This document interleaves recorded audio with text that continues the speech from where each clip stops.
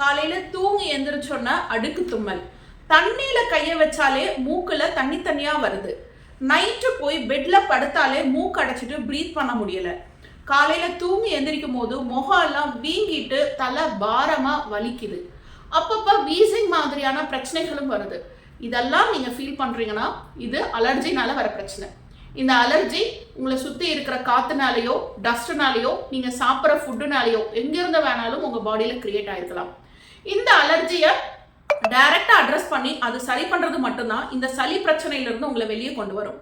அப்படி இல்லாம அப்போதைக்கு சளியை குறைக்கிற மருந்துகளை போட்டுட்டே வரும் பொழுது ஒரு டல்லான ஸ்லீப்பியான டேவா தான் அது போகும். இன்னொன்று மெடிசன் டிபெண்டாகவும் நம்ம ஆயிட்டு இருப்போம்.